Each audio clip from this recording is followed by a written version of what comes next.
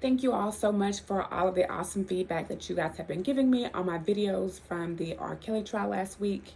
As you all can see, I am back in my Texas office. However, I'll be going back to New York to watch more of the trial September 13th, 14th, and 15th. In the meantime, I've received lots of requests from you all to make a video explaining what a RICO charge is and why R. Kelly was charged with a RICO charge versus the other ways that he could have been charged, and also for me to pose some questions that I would have asked during the trial. So here we go. First, a RICO case is traditionally where we have an organization, a criminal organization that has a criminal purpose. So we see these historically with the mob, with gangs, with loan sharking rackets, all types of things. That's the traditional thing that we see them in, where it's an organization, a group of people, and they all serve, all of their actions go toward the main purpose of whatever the organization or enterprise is. So let's just say, in a traditional sense, let's just say a gang. So in dealing with a gang, the purpose of the gang would be to expand their gang territory, to get rid of the competition, or to get rid of like rival gangs, and to make money through narcotics or robberies, whatever it is, but that's the purpose of the enterprise. So in the R. Kelly case, the government is stating that R. Kelly's enterprise, the purpose of it was to promote his brand and his music, but also to recruit women, sometimes underage, to make pornography and sometimes child pornography. One of the issues that I see with the government trying to make the R. Kelly case fit into a RICO is that R. Kelly's enterprise, the purpose of his enterprise is to promote his brand and his music, not to recruit women for sexual activities. So the purpose for his organization is promoting his brand and his music, and that in turn makes money for the enterprise. However, recruiting women and him making his homemade porn does not further the purpose of the enterprise because it doesn't make him any money. I believe that the government charged Mr. Kelly with a RICO because the case that they have with the damaged witnesses that they have is not strong.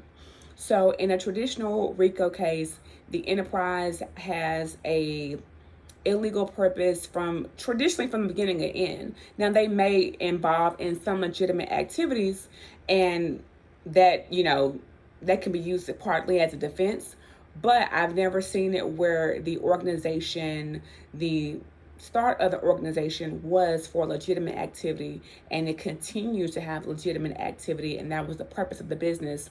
And personal things came in, and those became a part of the enterprise. So him recruiting, or his staff recruiting women, that's not in itself illegal. And recruiting underage girls, yes, that is, but just women in general, or making the sex tapes, that's not a crime, and that goes more to his personal life than to his business. I believe that they're tying it to his enterprise because he used his staff that he used for his actual business. He used those same staff members allegedly to recruit these young girls or these women. So I think that's the nexus that they're trying to use to tie it all together. Again, but him and his sexual behavior, that is personal. It has nothing to do with the business. So a lot of people are really curious to see if the jury is going to buy it, that his personal activities are tied to his enterprise or his organization in promoting his music. So there are, in any criminal case, especially with federal cases, you can charge them, let's just say, with numerous counts. In a traditional sense, you could say, okay, he's charged with kidnapping this young lady, assaulting this young lady, and so on and so forth. So there would be multiple counts. But in this case, the government charged it as a RICO because there were a lot of different acts But also, I believe that they charged it this way because if they charged it individually, just one count per person, the defense would win, because all of the witnesses that the government has are essentially damaged witnesses. So, and what I mean by damaged witnesses is that these are witnesses who have admittedly lied, who have changed their stories, who had some type of gain, financial gain or career gain that they wanted from Mr. Kelly that they did or did not receive. And then now that they aren't receiving those gains, now they're testifying against him. So when you have a group of uncredible witnesses, there's not much you can do. And so in this situation, they have numerous women and other people that were on his staff, all of them who are damaged witnesses. But in charging a RICO, they are trying to show that, hey, even though all these women are damaged and some of them may not be credible, they still have a similar storyline. And based on this storyline, we can prove that, all of these actions were a part of the enterprise, again, because his staff members were heavily involved. There we go. So, in regards to some of the witnesses, I think I got some videos or some messages saying, could I pose some of the questions that I would have asked for some of the witnesses? So here you go. So the Cook County clerk, she was the woman who came in and she testified for the government about the marriage application process in Chicago, what it's like, what it requires, so on and so forth. So we all know that there's lots of issues surrounding the marriage license, and there's lots of speculation about it, whether the signatures were forged, the identification card that was used, and Demetrius Smith testified about that last week. So we already knew that there were some issues about that. R. Kelly's defense team, his attorney, I think her name is Nicole, she cross-examined the county clerk and didn't do such a wonderful job. There were so many other questions that could have been asked to go ahead and plant in the jury's mind that, hey, there may be an issue with this marriage certificate, and she just really didn't take the chance to take advantage of that opportunity. So like some questions that could have been asked would have been, asking the clerk, have there been any instances of fraud in your office? If she says yes, okay, tell me about those instances of fraud. What happens when there's fraud in the marriage application process? Is that marriage considered valid? If she would have said no, then it could have been, all right, well, in this instance, there was a public aid identification used. That's not appropriate, correct? So how was that used to process this application? And then she would have had to say, well, there may have been a mistake or there was an error on the clerk. And when she said that, you could follow up and say, okay, based on this mistake or error, then what happened? Did anyone follow up? Did anyone from the clerk's office notify any type of superior or notify any type of court to say that this marriage was not valid? So those are all questions that could have been asked. There were also other questions that could have been asked regarding R. Kelly's doctor. And let me just say, R. Kelly's doctor and the Cook County clerk, neither of them were adverse witnesses in a traditional sense for Mr. Kelly. Like, they were called and subpoenaed by the government.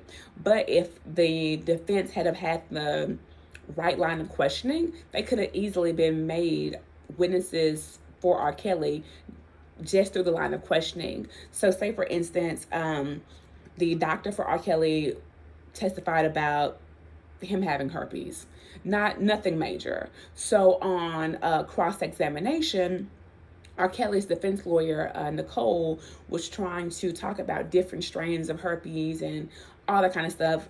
It didn't go well, when the easiest thing that she could have done was say, hey, you testified that back in 19 whatever it was, you all diagnosed herpes this way. He would have said, correct. All right, so now, and the next question would have been, now you diagnosed herpes through a blood test. Is that correct? He would have said yes. And then it would have been, and you did not do a blood test for Mr. Kelly. Is that correct? And he would have said, no, I did not. That would have been it. And that would have created some type of doubt in the juror's mind. But she was almost beating a dead horse and trying to ask questions about something that she herself was not educated about. So it did not flow well at all.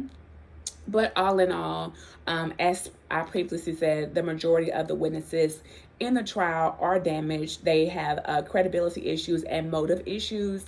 So I have people who have watched the trial this week and sent me their notes. Their notes aren't as detailed as mine, but I can tell you all that, of course, what we all know is Azriel testified and another young lady testified. So per their notes, Azriel's testimony, she was caught in numerous lies. She testified that her mom wanted to work for R. Kelly, I think in some type of assistant capacity, and he said no. And her dad wanted to do like the lights and stuff for some of his shows, and R. Kelly also turned him down on that. There was also testimony about her supposedly going to a hotel with Mr. Kelly, and there were text messages between the parents about they were going to call the police 30 minutes after Mr. Kelly got there. So those are things that came out in trial. And then there was another witness who testified for the government about her relationship with R. Kelly, and apparently she attempted to like walk out in trial. So these are all damaged witnesses. In addition, in regards to future witnesses and past witnesses, there's a line of questioning that can go for all of these witnesses, which is, you wanted to work with Mr. Kelly, or, Mr. Kelly provided you with financial support, correct? And right, and you benefited from that. And you benefited from that financial support, yes. And right now you don't benefit from him anymore. So when he was benefiting you, you didn't think he was doing anything wrong, or you wouldn't be willing to testify against him. But now that you are no longer receiving any benefit, now you want to come after him. That's a line of questioning, and it's an easy line of questioning that can be done for any of those witnesses, and especially knowing that a lot of these witnesses have gone back and forth in regards to their stories, and regards to still wanting to be with him, saying that he assaulted them but left him and then came back. So the credibility of a lot of these witnesses is in shambles. I honestly believe that if R. Kelly's defense team cleans up their cross-examination skills, they definitely have a real chance at winning. I will be back in New York the 13th, 14th, and 15th, giving you all coverage of the trial. At that time, R. Kelly's defense should be putting on their case. I really don't have any desire or need to see any more of the government's case, because I believe it's going to be the same for a lot of the witnesses. They dated, this happened, and they broke up, they quit being around each other, but the woman still loved him, or that they received money. I think that's going to be the story for a lot of these women. And I just think if the defense attacks their motive and brings up the fact that they benefited from him during the time they now allege he was doing them wrong, that that will paint in a juror's mind a lot of credibility issues with these witnesses. The amount of time that Mr. Kelly is facing, if he is found guilty, is essentially would be essentially a life sentence for him. So at this point, a lot of people have asked, like, why didn't he take a plea? A lot of times a plea isn't an option if what your punishment range is essentially a death sentence.